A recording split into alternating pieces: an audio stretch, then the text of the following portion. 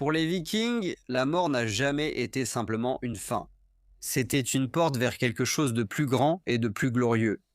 À travers les mers gelées du Nord, parmi les pillards, les rois et les guerriers, il existait une croyance selon laquelle, au-delà du monde des mortels, se trouvait une salle légendaire où seuls les plus braves pouvaient entrer.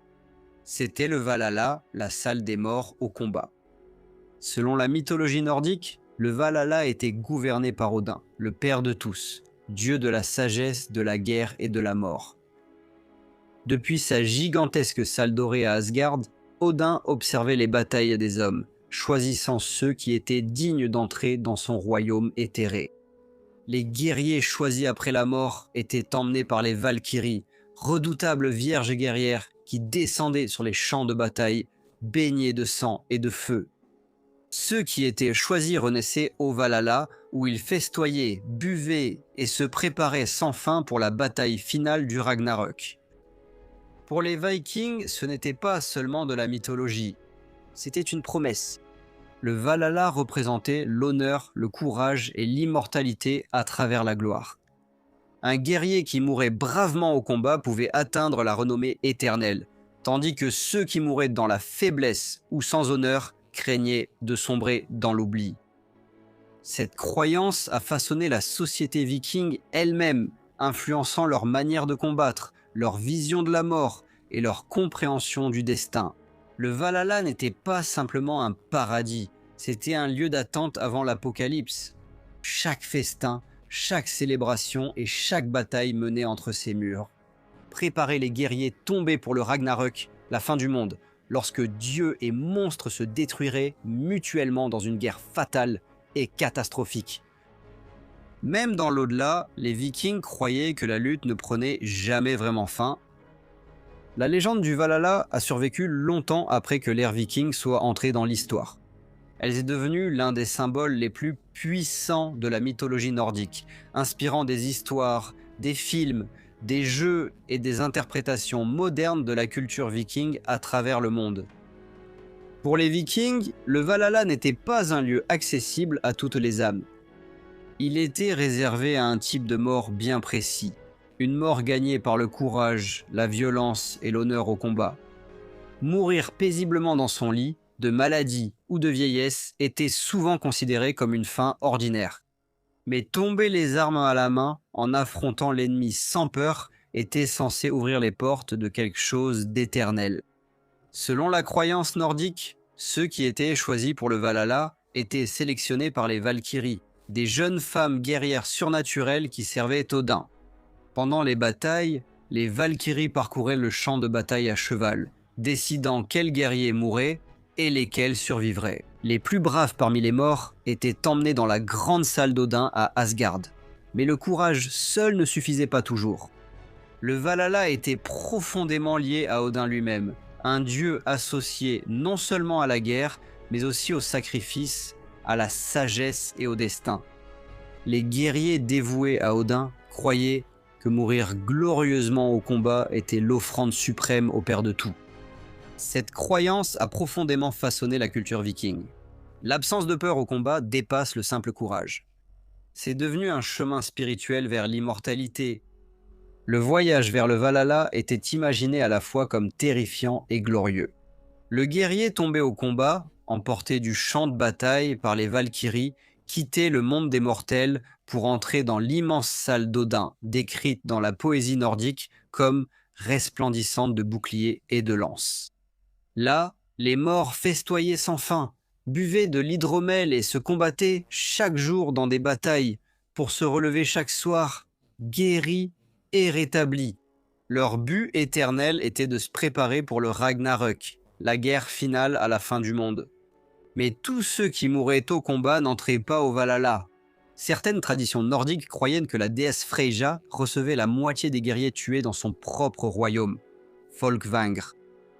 Les croyances nordiques concernant l'au-delà étaient complexes et variées, mais le Valhalla restait la destination la plus légendaire car il représentait la gloire éternelle et le souvenir. L'une des références les plus claires au Valhalla dans la littérature nordique apparaît dans la saga de Håkon le Bon, qui était le fils de Harald à la belle chevelure, le premier roi de Norvège.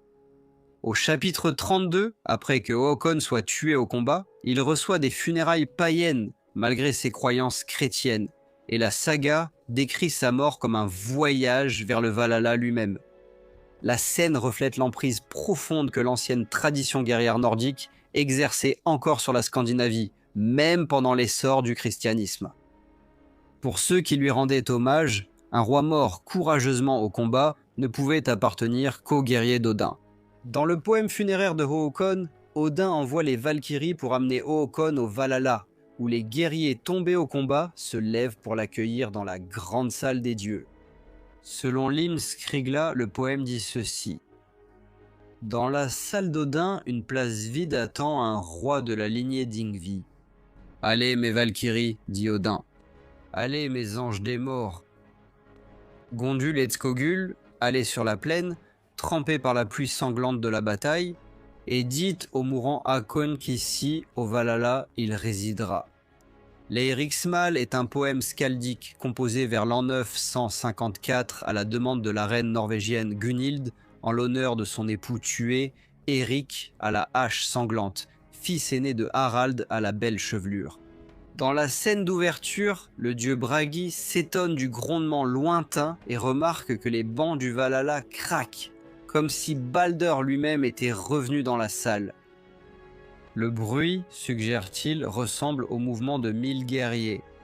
Odin répond que Bragi devrait bien savoir que ces sons annoncent l'arrivée d'Éric à la hache sanglante, qui va bientôt entrer au Valhalla. Il ordonne au héros Sigmund de se lever et d'aller accueillir Éric, et de l'inviter à entrer dans la salle. Sigmund demande pourquoi Odin attend Éric, plus que tous les autres rois. Odin répond qu'Éric a longtemps teint son épée de sang à travers de nombreuses terres, signe de ses conquêtes féroces et étendues.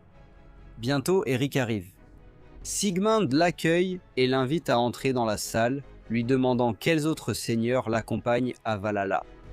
Éric répond que 5 rois l'accompagnent, qu'il va tous les nommer à tour de rôle, et que lui-même est le 6e parmi eux. Dans la théologie nordique, les femmes de Valhalla et leur rôle dans l'au-delà offrent un contraste frappant avec l'image généralement centrée sur les hommes de la société et de la mythologie viking. Ceux qui sont choisis pour entrer à Valhalla sont généralement ceux qui sont morts lors de batailles héroïques, mais leur passage n'est pas uniquement déterminé par les guerriers eux-mêmes. La tradition affirme qu'Odin emploie des femmes guerrières surnaturelles, les Valkyries, pour parcourir le champ de bataille, choisir les morts et escorter les dignes jusqu'à sa demeure. Loin d'être des figures passives, elles sont essentielles à la structure même de l'au-delà nordique, façonnant le destin des morts et maintenant l'équilibre entre la vie, la mort et l'honneur. Les Valkyries sont dépeintes comme de redoutables agentes de sélection, rassemblant les plus glorieux de ceux qui tombent au combat. Elles incarnent un paradoxe de violence et de révérence, étant à la fois annonciatrices de la mort et porteuses de gloire. Dans ce rôle, elles se tiennent au seuil entre les mondes, intimement liées au destin des guerriers. On croyait qu'elles planaient au-dessus des champs de bataille, influençant l'issue des massacres, hantant les rêves des hommes et inspirant à la fois l'admiration et la crainte à parts égales. L'une des expressions les plus saisissantes de leur présence guerrière apparaît dans les récits de la bataille de Jorungavåg où une tempête de grêle soudaine et surnaturelle s'est abattue sur les combattants. Au cœur de la tempête, des guerriers affirmaient avoir vu les Valkyries chevaucher dans le ciel, décochant des flèches sur le chaos en contrebas. Dans ce récit, les Valkyries apparaissent non seulement comme des observatrices, mais aussi comme des participantes actives dans le façonnement du destin et du cours de la bataille. Avec le temps, cependant, l'image des Valkyries s'est adoucie. D'être redoutables, incarnant une sélection violente, elles en sont venues peu à peu à être perçues comme des esprits protecteurs au sein même du Valhalla. Des suivantes qui servent les héros tombés lors de leur festin, leur apportant de la bière, prenant soin d'eux et les soutenant jusqu'à la bataille finale du Ragnarök. Cette transformation reflète un changement culturel plus large dans la façon dont le pouvoir féminin était imaginé dans la tradition nordique, en particulier au cours des siècles qui ont suivi la propagation du christianisme. Le Valhalla lui-même est inhabituel parmi les autres royaumes des morts, car il est gouverné par une divinité masculine. En revanche, La plupart des autres domaines de l'au-delà sont gouvernés par de puissantes figures féminines. Elle, la fille de Loki, souveraine de Niflheim, accueille ceux qui meurent de maladie ou de vieillesse. Freya, la déesse de l'amour et de la guerre, reçoit la moitié de tous les guerriers tombés au combat dans sa salle de Folkvanga. Ron, la déesse de la mer, recueille ceux qui se sont perdus sous les vagues dans les profondeurs de son royaume sous-marin. Ensemble, ces figures renforcent la conception nordique de la mort comme quelque chose supervisé, guidé et recueilli par des femmes. Elles rassemblent les défunts, présidant à leur passage et prennent soin d'eux dans les mondes de l'au-delà. À l'exception de la salle d'Odin, la prise en charge des morts est à bien des égards un domaine presque exclusivement féminin. Pour les Nordiques, il ne s'agissait pas simplement de l'endroit où l'on allait après la mort. Il s'agissait de la façon dont on se souvenait de vous, et le Valhalla était l'endroit où les plus braves gagnaient l'immortalité à travers la légende. Et comme nous l'avons vu, avoir des chansons chantées à votre sujet dans de grandes salles et voir votre nom honoré était l'un des plus grands accomplissements qu'un homme pouvait espérer.